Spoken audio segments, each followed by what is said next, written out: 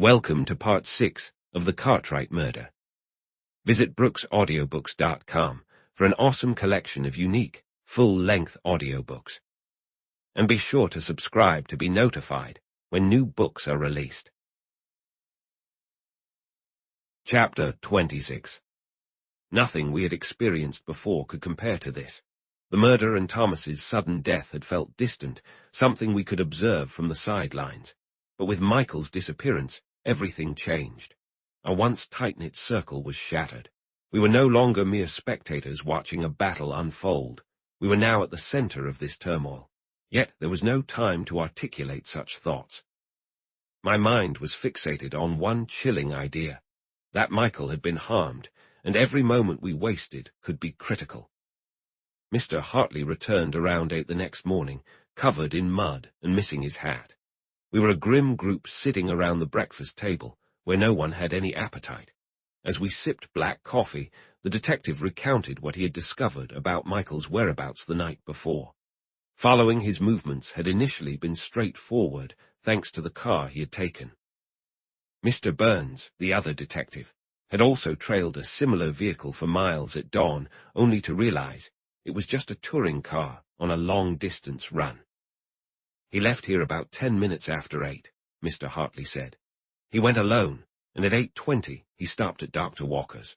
I checked with the doctor around midnight, but he had been called away on an emergency and hadn't returned by 4 o'clock. From the doctor's place, it appears Mr. Donovan walked across the lawn to the cottage that Mrs. Cartwright and her daughter have rented. Mrs. Cartwright had already gone to bed, and he exchanged perhaps a dozen words with Miss Louise.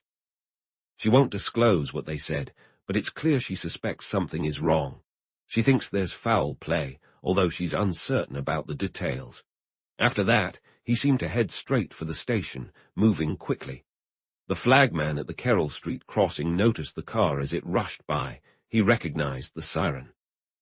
Somewhere along the dark stretch between Carroll Street and the depot, he must have swerved suddenly, perhaps to avoid someone in the road, and crashed right into the side of a freight train. We found it there last night.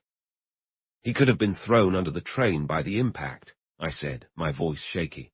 Claire shuddered at the thought. We searched every inch of the track. There was no evidence of him. But he can't just be gone, I exclaimed. Aren't there any traces in the dirt, anything at all? There's no dirt, only dust. It hasn't rained in a while. The footpath there is made of cinders. Miss Donovan, I'm starting to think he encountered some trouble, given everything that's happened. I don't believe he was murdered. I cringed at the word. Burns is back in the area, following a lead we got from the night clerk at the drugstore. 2 more men will be here by noon, and the city office is keeping an eye out. What about the creek? Claire asked. The creek is shallow right now. If it had swelled from rain, the situation would be different. There's hardly any water in it. Now, Miss Donovan, he said, facing me, I need to ask you a few questions. Did Mr. Michael have any reason to leave suddenly, without warning? None at all. He left once before, he pressed, and you were just as confident then. He didn't leave the Dragonfly, crashed into the side of a freight car back then. No, but he did leave it for repairs at a blacksmith shop far from here. Do you know if he had any enemies? Anyone who might want him out of the way? Not that I can think of, unless... No, I can't think of anyone. Did he usually carry money with him? He never carried much. No, he only kept enough for daily expenses. Mr. Hartley stood up and started pacing the room. It was an unusual display, given the circumstances. Then I think we need to piece this together by eliminating possibilities. The odds are against him having fled. If he was injured, there's no sign of him. It almost seems like he was taken against his will. Young Dr. Walker, do you have any idea why Mr. Donovan would have gone there last night?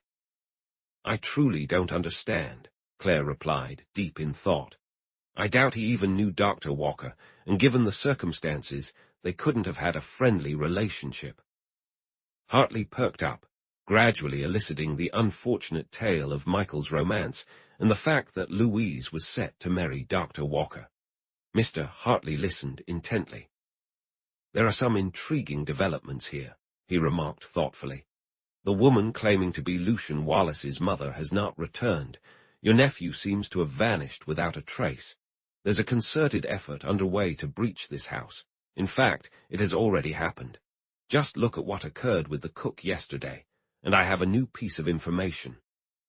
He shifted his gaze away from Claire. Mr. John Morgan isn't at his Knickerbocker apartments, and I have no idea where he might be.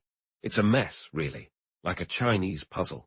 The pieces won't fit together unless Mr. Morgan and your nephew have again. Once more, Claire caught me off guard. They aren't together, she interjected vehemently. I know where Mr. Morgan is, and my brother is not with him. The detective turned to her with keen interest. Miss Claire, he said, if you and Miss Louise would share everything you know or suspect about this situation, I could accomplish a great deal. I believe I could track down your brother and perhaps handle some other matters.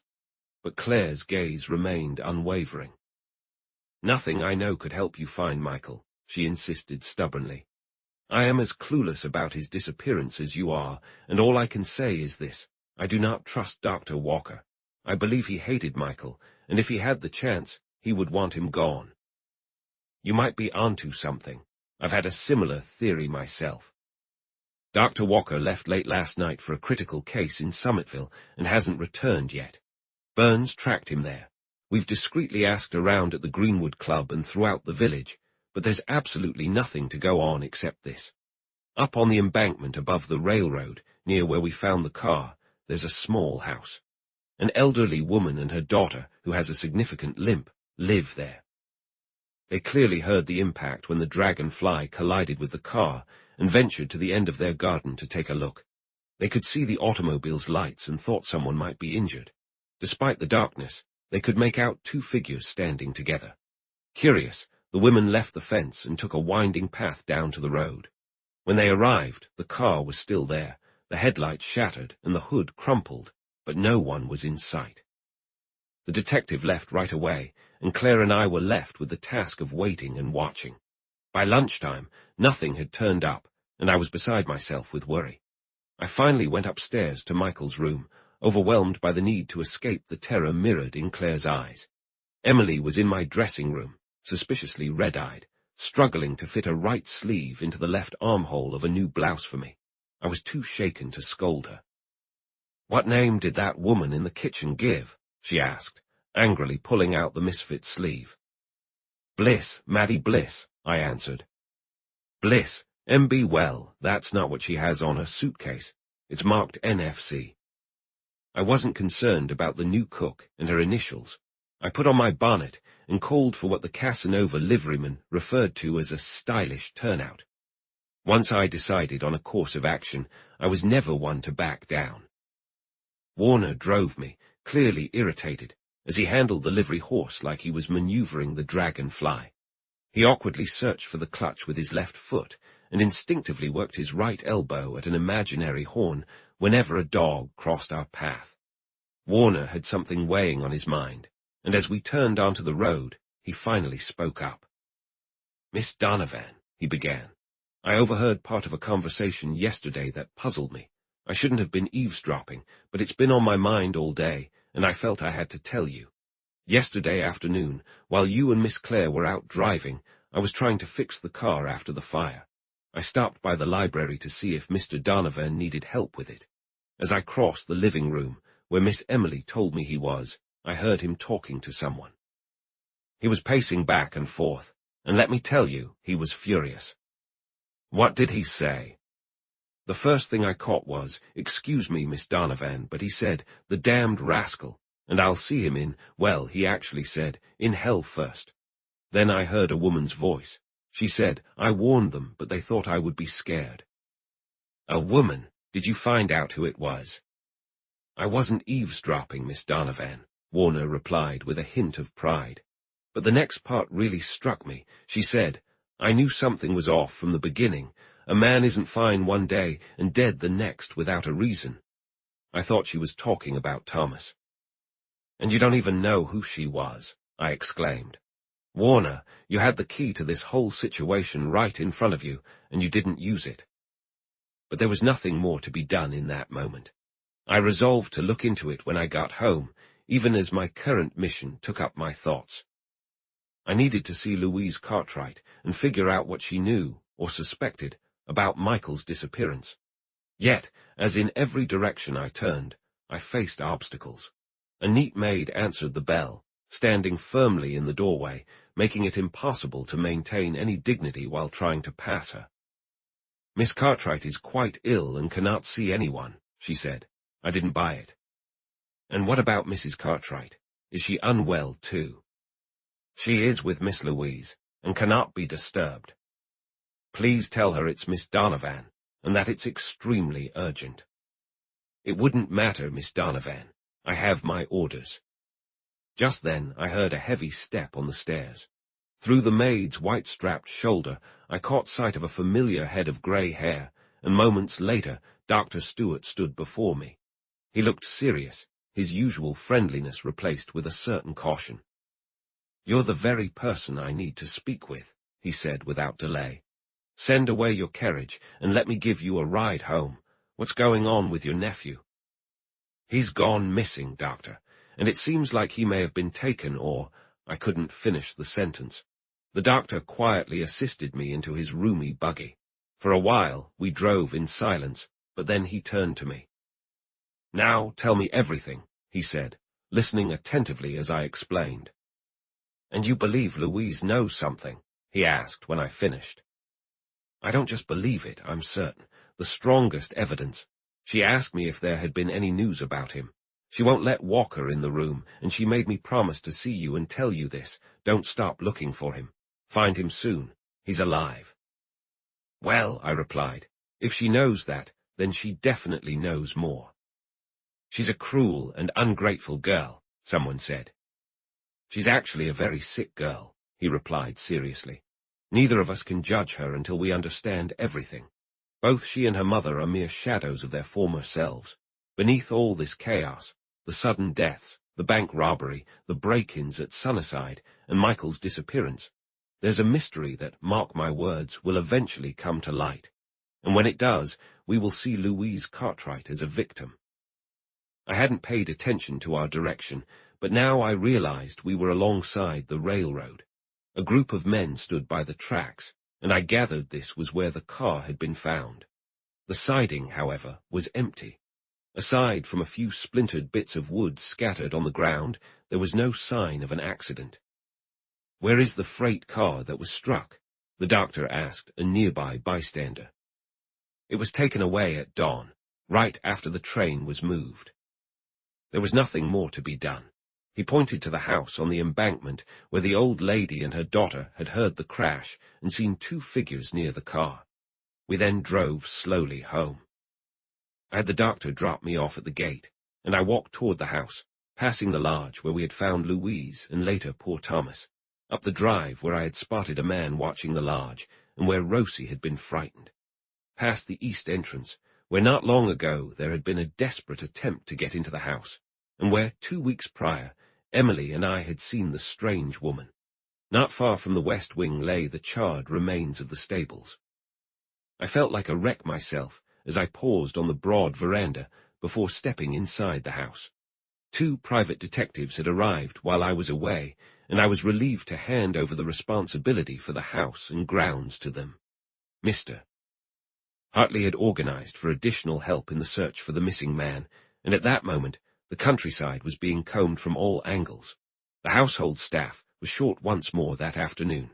Emily was just about to inform me that the new cook had left, taking all her belongings without waiting for her payment. No one had allowed entry to the visitor that Warner claimed to have heard in the library, unless perhaps it was the missing cook. Once again, I found myself going around in circles. Chapter 27. For 4 long days, from Saturday to that following Tuesday, we endured a suffocating kind of suspense. We barely ate, only consuming a meager meal when Emily brought in a tray. The newspapers had caught wind of the story, and soon we were inundated with reporters from all around. False leads came from every corner of the country, igniting fleeting hopes that would quickly fizzle out.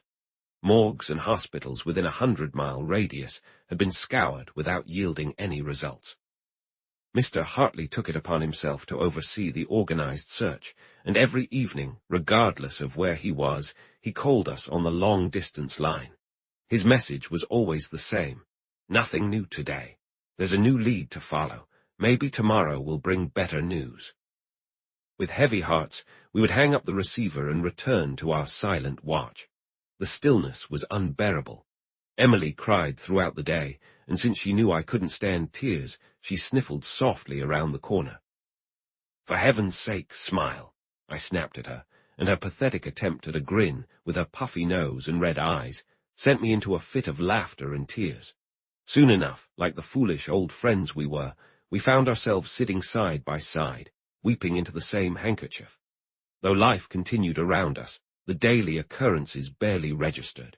The charity hospital had contacted Dr. Stewart to report that Mrs. Watson was in critical condition. I also learned that legal actions were underway to terminate my lease at Sunnyside. Louise was no longer in danger, but remained very ill, watched over by a stern nurse who could have been mistaken for a Gorgon. A rumor from the village, relayed by Emily after her trip to the butcher's, claimed that Louise had already wed Dr. Walker, which stirred something in me for the first time. So on Tuesday, I summoned the car and prepared to venture out. As I waited at the portcotcher, I noticed the under-gardener, a mild-mannered, grey-haired man, trimming the borders near the house. The day detective sat nearby, keeping an eye on him from the carriage block. When he saw me, he stood up. "Miss Donovan," he said, removing his hat, "do you know where Alex, the gardener, is?" "Not at all. Isn't he here?" I replied. "He hasn't been around since yesterday afternoon. How long have you employed him?"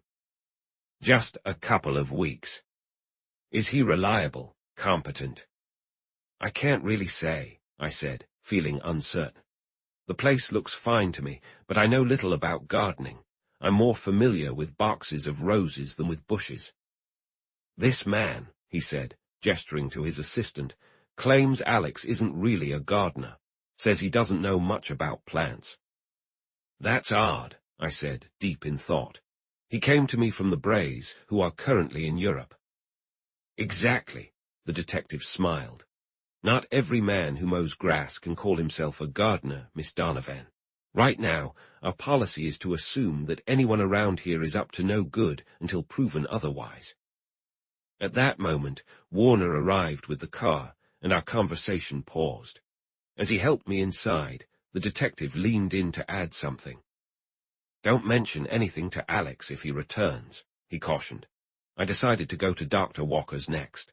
I was tired of skirting around the issue, convinced that the key to Michael's disappearance was somewhere in Casanova, regardless of Mr. Hartley's theories.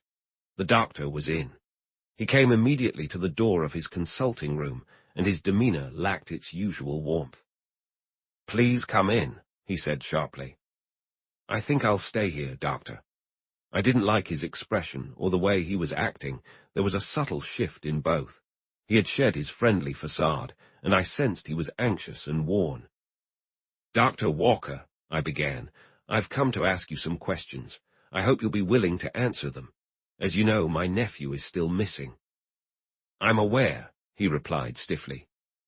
"I believe that if you wanted to, you could help us, which brings me to my first question.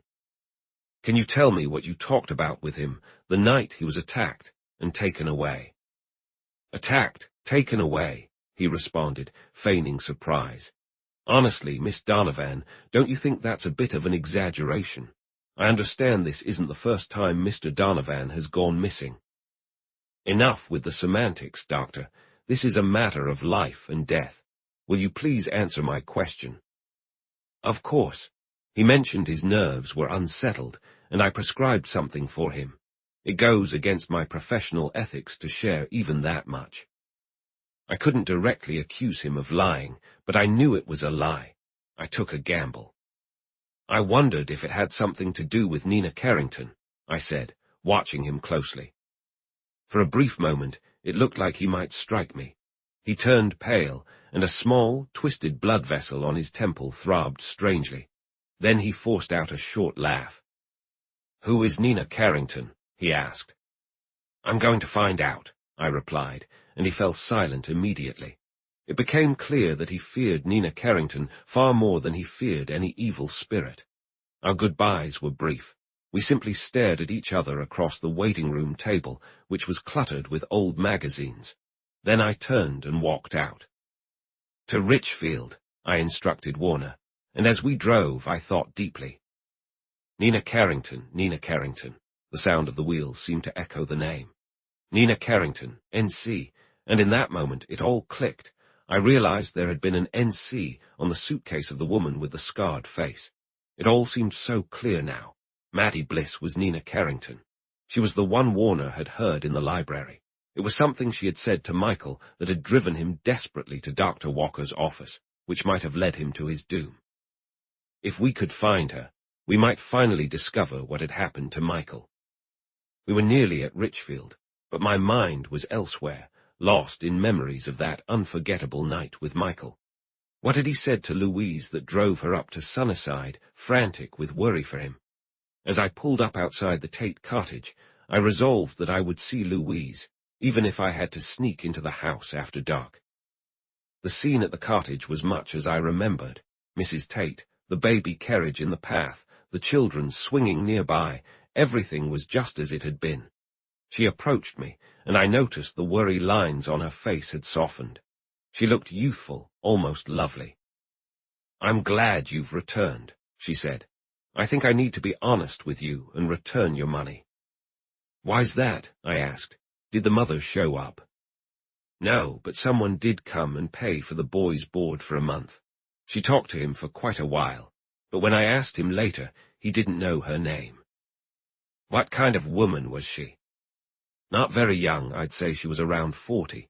She was small and fair-haired with just a touch of grey, and she seemed very sad. She wore deep mourning, and I think she expected to leave right away. But the child, Lucian, caught her interest. She really seemed happier when she went."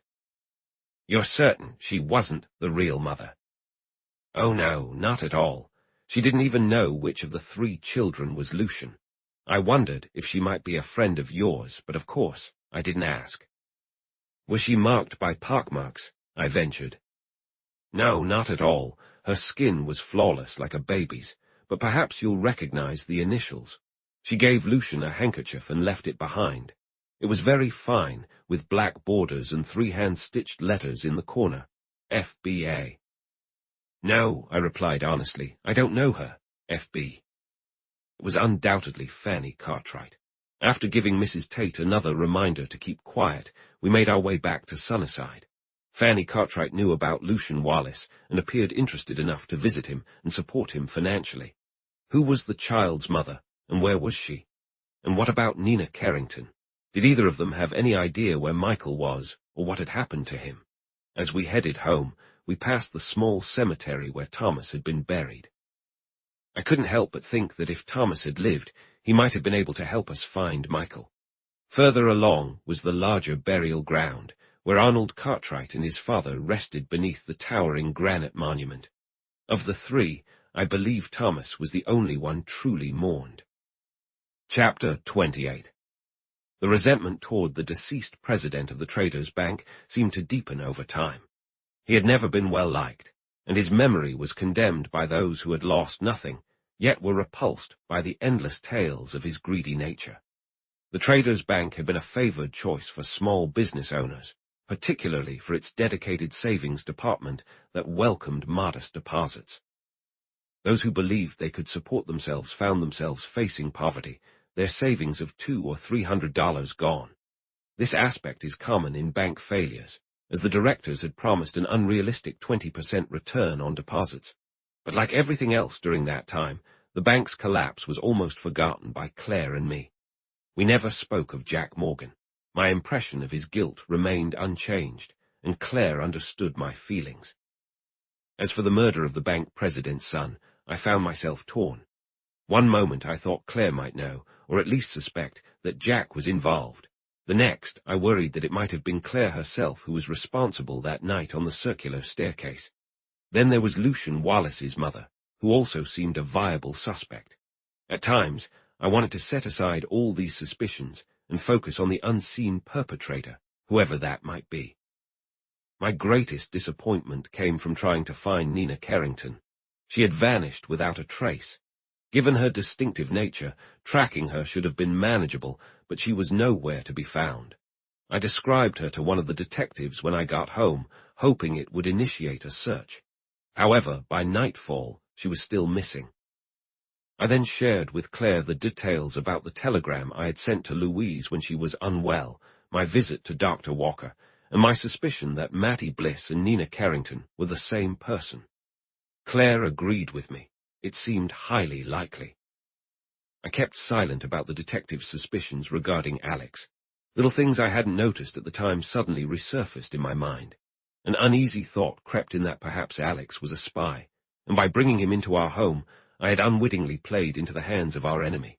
But at 8 that night, Alex showed up, accompanied by a strange and unkempt man. They made quite the odd pair. Alex looked almost as disreputable as the vagrant, sporting a swollen eye.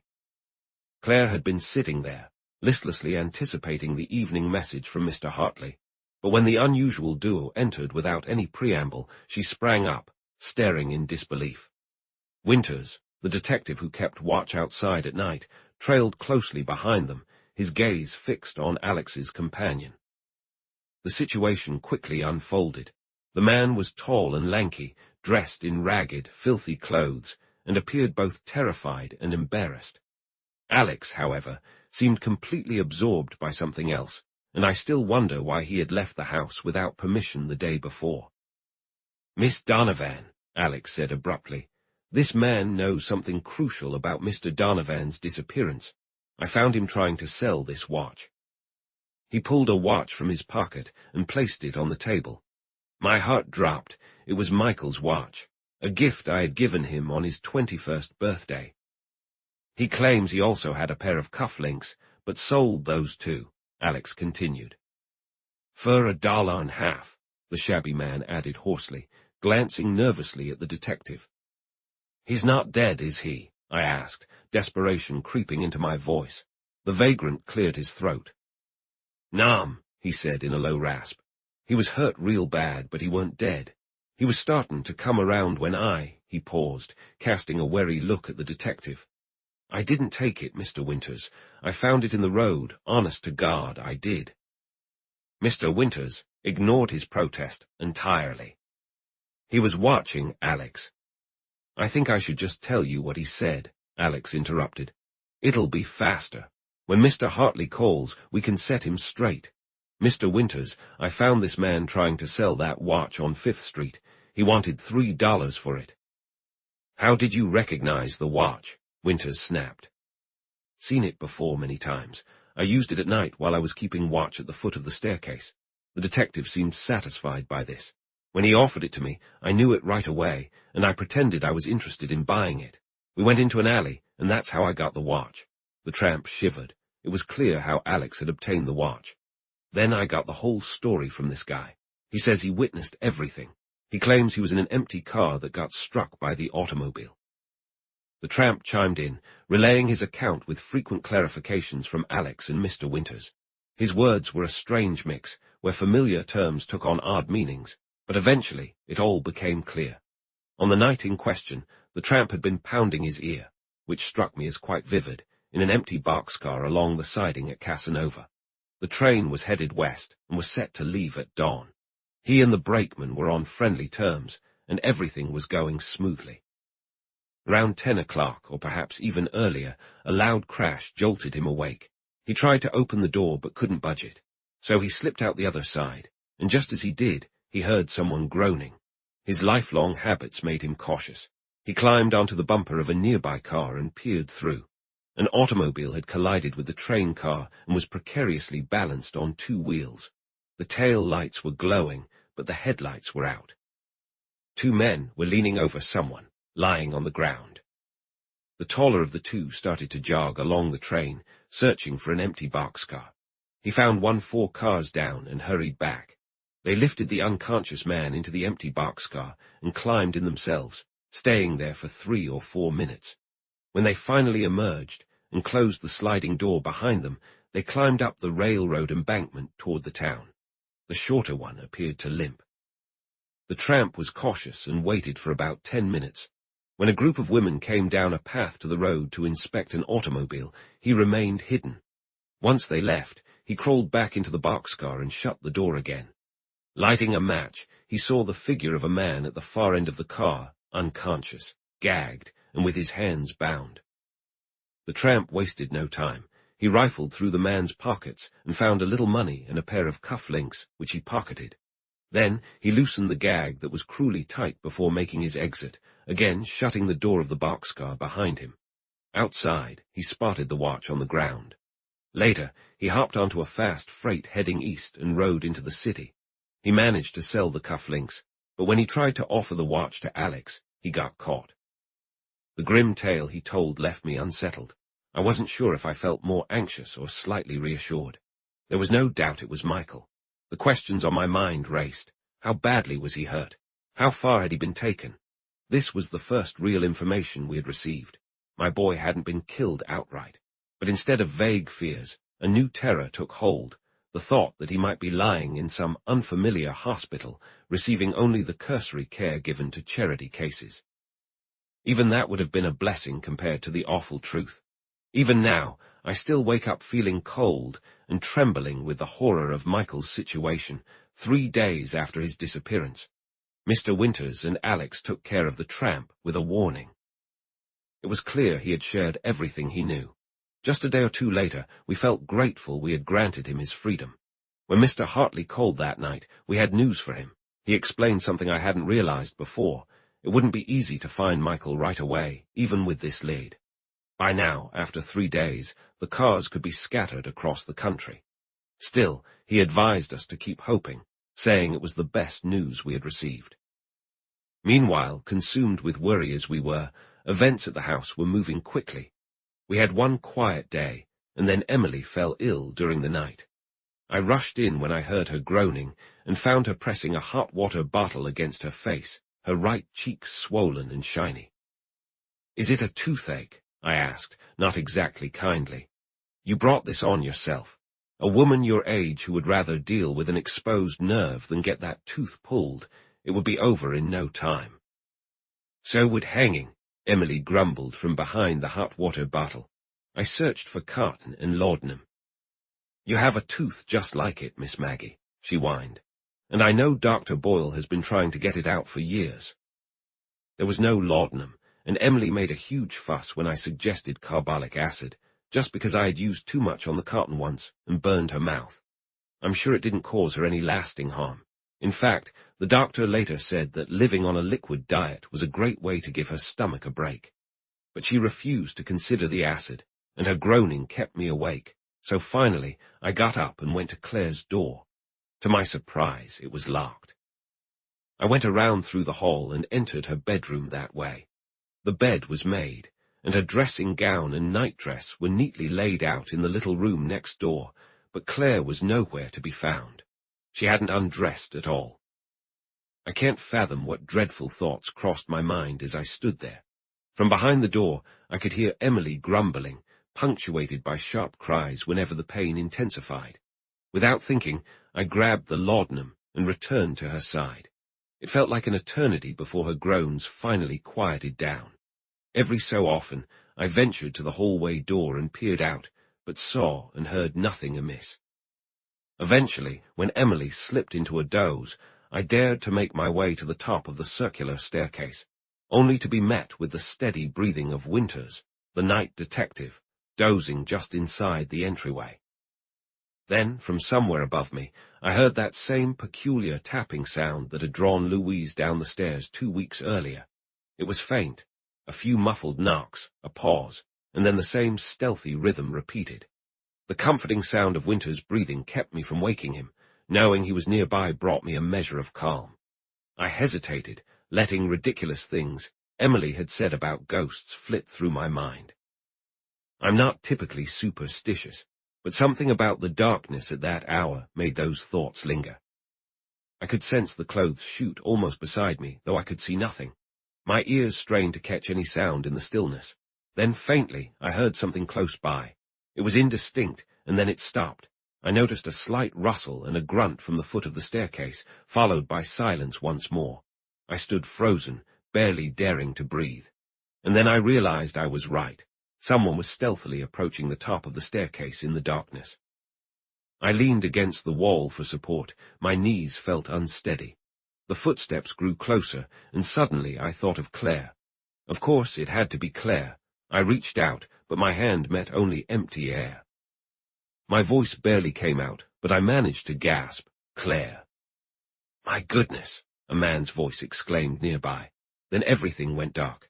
I felt myself slipping away, and someone caught me, but a wave of nausea consumed me, and that was all I remembered.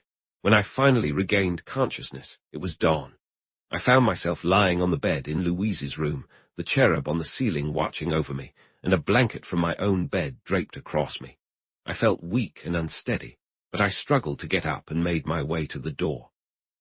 At the bottom of the circular staircase, Mr. Winters was still asleep. Barely able to keep my balance, I crept back to my room. Claire's door was no longer locked.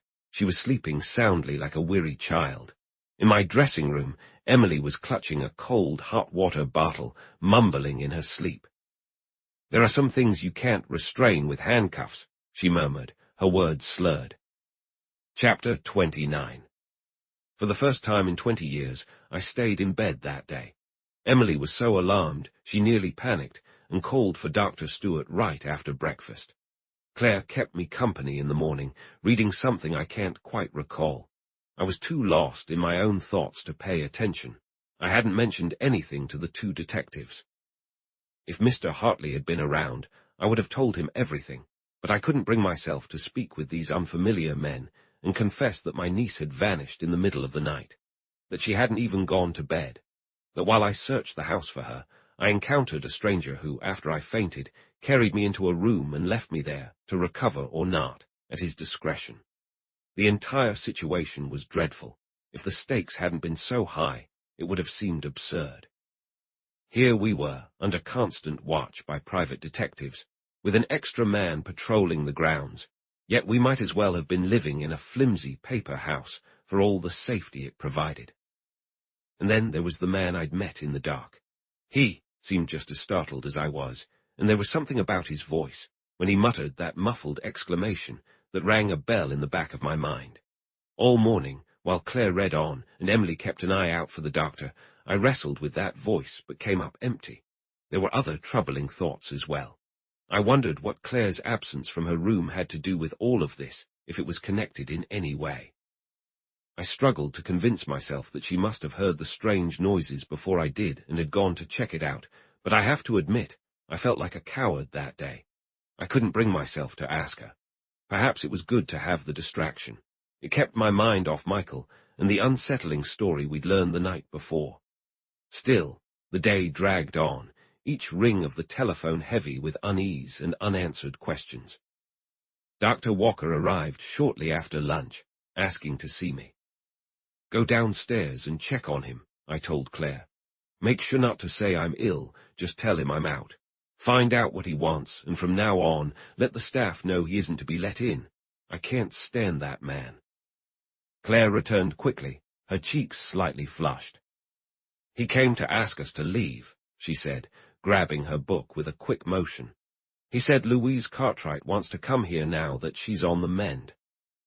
"And what did you say?" "I told him we were very sorry we couldn't leave, but we'd be happy to have Louise join us here. He shot me a glare. Then he asked if we would recommend Eliza as a cook. He brought a patient from town and is expanding his staff. That's how he put it." "I wish him luck with Eliza," I replied sharply. "Did he ask for Michael?" "Yes, I told him we were getting closer last night and that it was only a matter of time. He said he was glad, although he didn't seem to mean it, and warned me not to be too hopeful." "Do you know what I think?" I asked. "I honestly believe Dr. Walker knows something about Michael and that he could easily find him if he wanted to." That day left me puzzled for several reasons. Around 3 o'clock, Mr. Hartley called from the Casanova station, and Warner went to meet him. I quickly got dressed, and the detective was soon shown into my sitting room. "No news?" I asked as he entered. He tried to appear encouraging, but it clearly wasn't working. I could see that he looked weary and covered in dust. Normally, he was always perfectly groomed, but it was obvious he hadn't shaved in at least 2 days. "It won't be long now, Miss Donovan," he said. "I've come out here for a rather unusual purpose, which I'll explain later.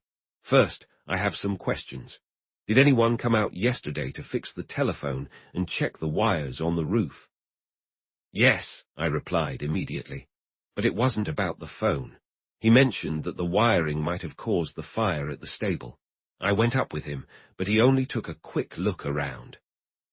Mr. Hartley smiled. "Well done," he praised. "Don't let anyone into the house whom you don't trust, and don't trust anyone lightly. Just because someone wears rubber gloves doesn't make them an electrician." He wouldn't provide any more details, but pulled a slip of paper from his wallet and unfolded it carefully. "Listen," he said, "you've heard this before and dismissed it. Given what's happened recently, I want you to read it again. You're a sharp woman, Miss Donovan. I'm convinced there's something in this house that several people are eager to get their hands on. The noose is tightening, Miss Donovan." The paper was one he'd discovered among Arnold Cartwright's belongings, and I read it once more. "By altering the plans for the rooms, it may be possible. The best way, in my opinion, would be to conceal the plan in one of the rooms' chimney." "I think I understand," I replied slowly. "Someone is looking for the secret room and the intruders.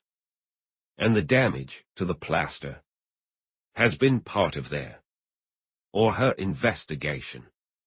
"Her?" I questioned. "Miss Donovan," the detective said, rising. "I'm convinced that hidden somewhere within the walls of this house is at least some of the money from Trader's Bank. I'm convinced, just as surely, that young Walker returned from California with knowledge of something significant. When he failed to reinstate Mrs. Cartwright and her daughter here, he, or someone working with him, attempted to break into the house. I believe he succeeded on 2 occasions. 3 times at least," I corrected him. I then recounted the events of the previous night. "I've been thinking long and hard, and I'm certain that the figure at the top of the circular staircase wasn't Dr. Walker. He wouldn't have been able to enter, and the voice wasn't his." Mr. Hartley stood up and began walking the floor, his hands clasped behind his back. "There's another thing that puzzles me," he said, stopping in front of me. "Who is Nina Carrington? If she was the one who came here as Mattie Bliss, what did she say to Michael that made him rush off to Dr. Walker and then to Miss Cartwright? If we could track down that woman, we'd uncover everything." "Mr. Hartley, have you ever considered that Paul Cartwright may not have died of natural causes?" "That's exactly what we need to investigate," he replied. Just then, Claire entered, announcing that a man was downstairs to see Mr. Hartley. "I want you to be present for this meeting, Miss Donovan," he said. "Can Riggs come up? He's left Dr. Walker and has something important to share." Riggs entered the room hesitantly, but Mr. Hartley made him feel more at ease. He kept a wary eye on me, though, and chose a chair by the door when asked to sit. "Now, Riggs," Mr. Hartley began kindly, "you're to share what you have to say in front of this lady." "You promised you'd keep it private, Mr. Hartley." Riggs clearly didn't trust me. There was nothing warm in the look he shot my way. "Absolutely. You'll be protected. But first, did you bring what you promised?" Riggs pulled a roll of papers from beneath his coat and handed them over. "Mr." Hartley examined the plans with evident satisfaction before handing them over to me. "Here they are, the blueprints for Sunnyside," he said. "See, I told you we'd be ready soon." "I wouldn't have come to you, Mr. Hartley," Riggs started, "if it hadn't been for Miss Cartwright. After Mr. Donovan was suddenly taken away, and Miss Louise fell ill because of it, I knew things had gone too far. I had done some favors for the doctor before, things I wouldn't want anybody to dig into, but I started feeling uneasy about it." "Were you involved in that?" I asked, leaning forward to hear more. "No, ma'am. I didn't even know about it until the next day when it was reported in the Casanova Weekly Ledger. But I do know who was responsible. Let me backtrack a bit. When Dr. Walker traveled to California with the Cartwright family, people in town speculated he would come back engaged to Miss Cartwright, and we all believed it. Then I received a letter from him out west. He sounded excited and mentioned that Miss Cartwright decided to head home unexpectedly. He sent me some money and asked me to keep an eye out for her, especially to see if she headed to Sunnyside. I managed to track her to the lodge, and I think I startled you on the drive one night, Miss Donovan. And Rosie, I interrupted, realizing the implications. Riggs smiled sheepishly. I just needed to make sure Miss Louise was there. When Rosie took off running, I tried to stop her and come up with some excuse for why I was there, but she wouldn't listen. And what about the broken china in the basket? Well, broken china's a hazard for rubber tires, he replied. I had no issues with you folks here, and the Dragonfly was a solid car. So that explained Rosie's highwayman.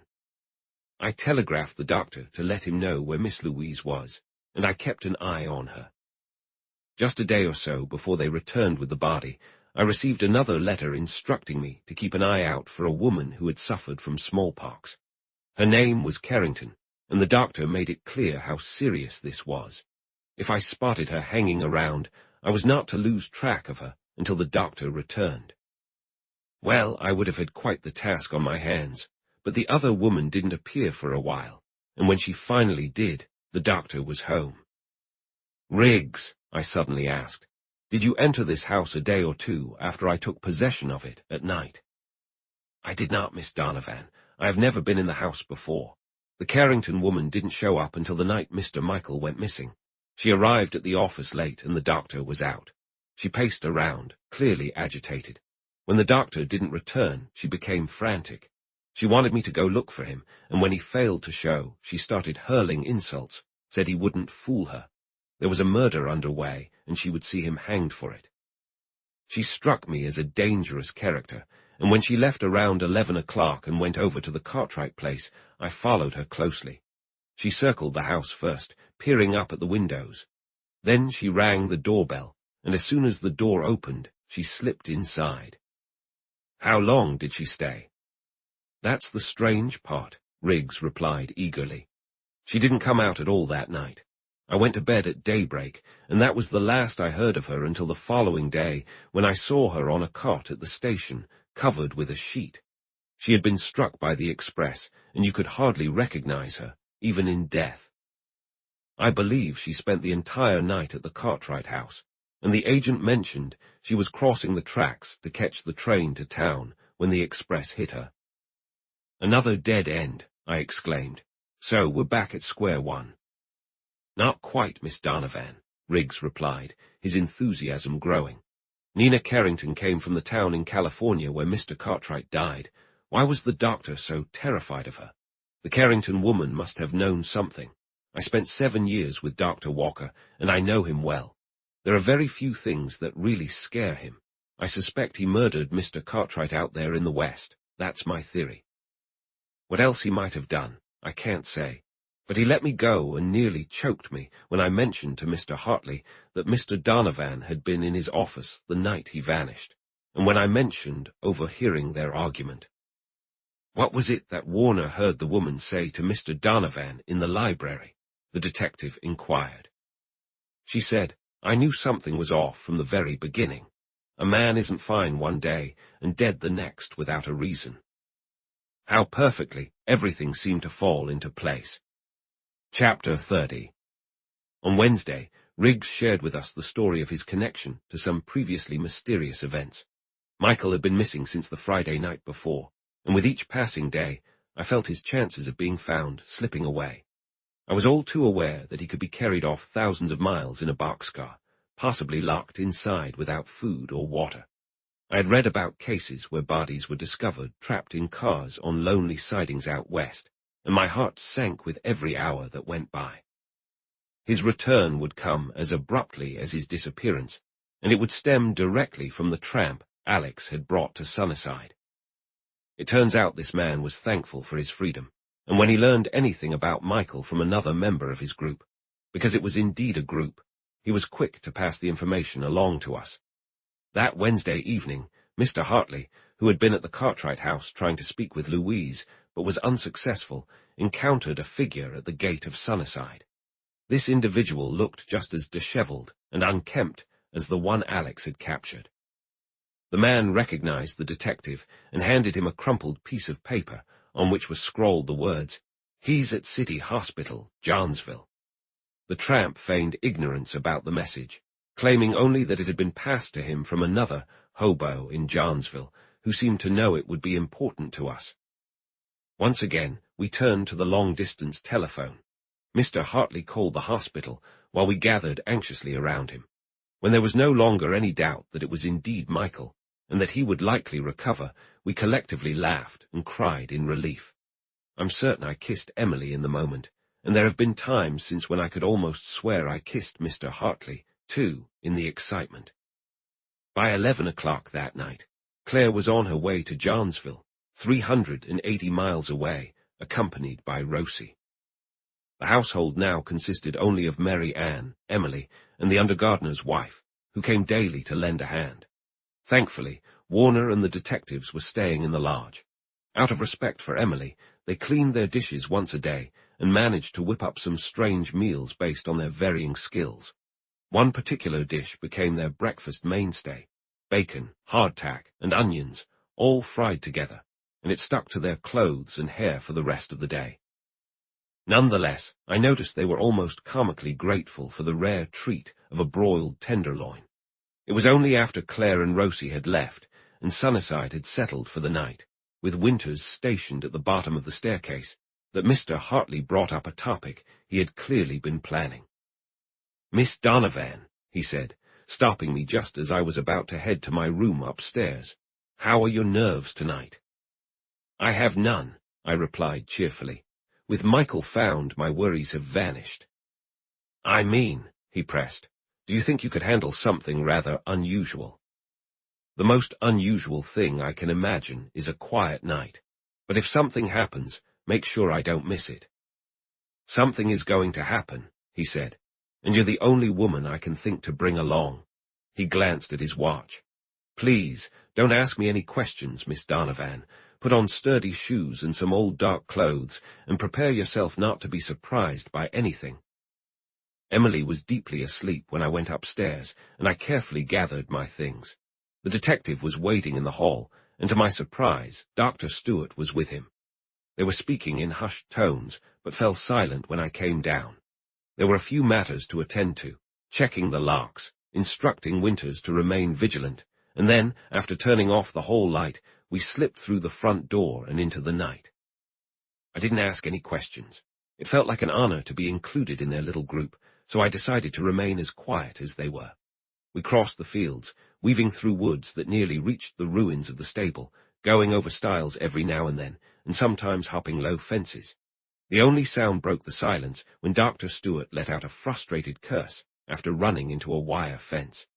After about 5 minutes, another man joined us, matching the doctor's stride without a word. He had something slung over his shoulder, but I couldn't quite make it out. We walked on for perhaps 20 minutes. I had completely lost my sense of direction, merely stumbling along in silence, while Mr. Hartley guided me whenever the path twisted left or right. I was unsure what I had expected to find. At one point, misjudging a leap over a ditch, I landed in water and mud, my shoes soaked. I couldn't help but wonder if this was really me, and if I had ever truly experienced life until that summer. Even with water sloshing in my boots, I felt surprisingly cheerful. I leaned over to Mr. Hartley and whispered that I'd never seen the stars so beautiful, and that it seemed a shame to sleep through such a lovely night. Finally, we came to a stop, and I noticed that the doctor was breathing a bit heavily. At that moment, even Sunnyside felt inviting. We had paused at the edge of a flat, cleared area, surrounded by neatly trimmed evergreen trees. Between them, I caught glimpses of starlight glimmering on rows of white headstones and a few imposing monuments, along with towering shafts. I inhaled sharply, realizing where we were, on the edge of the Casanova churchyard. I now recognized the man who had joined us, Alex, armed with 2 long-handled spades. After the initial shock wore off, I like to think I managed to remain calm and composed. We walked in a single line through the rows of headstones, and though I found myself at the back and felt a strong urge to glance over my shoulder, I realized that, with the first wave of unease behind me, a cemetery at night feels much like any other country spot, full of shadows and unexpected sounds. At one point, I heard a noise that made me jump, but Mr. Hartley insisted it was just an owl, and I tried to take his word for it. We paused in the shadow of the Cartwright granite monument. I could tell the doctor wanted to send me away. "This isn't a place for a woman," I overheard him say, a note of irritation in his voice. But the detective mentioned something about needing witnesses, so the doctor simply came over and took my pulse. "Honestly, I doubt you're any safer here than you would be in that dreadful house," he finally conceded, laying his coat on the steps of the monument for me to sit on. "There's a weight that hangs over a grave. You watch the earth being piled on with the sense that this marks the end. No matter what has come before or what may follow in eternity, that particular resting place has been returned to the elements. It feels like a violation against the natural order to disturb a body from its final resting place." Yet that night, in the Casanova churchyard, I sat calmly by, observing Alex and Mr. Hartley as they busily went about their task, feeling only a twinge of fear at being discovered. The doctor kept a close watch, but no one came. Every now and then, he would come over and give my shoulder a reassuring pat. "I never thought I'd find myself in this position," he remarked at one point. "One thing's certain, I won't be suspected of any wrongdoing. A doctor is usually better at burying people than digging them up." The eerie moment hit when Alex and Hartley tossed their spades onto the grass, and I have to admit, I turned away in shame. There was a tense pause while they struggled to lift the heavy coffin. I felt my calm slipping away, and to avoid screaming, I focused on anything but the grim sight lying before me on the grass, everything from when Claire would arrive to Michael. Then I heard a quiet gasp from the detective, and I felt the doctor's hand gently grip my arm. "Miss Donovan," he said softly, "please come over here." I clung to him in panic, but somehow we made it, and I looked down. The lid of the casket was ajar, and the silver plate affixed to it confirmed that we hadn't made a mistake. But the face illuminated by the lantern light was one I didn't recognize. The man lying there was not Paul Cartwright.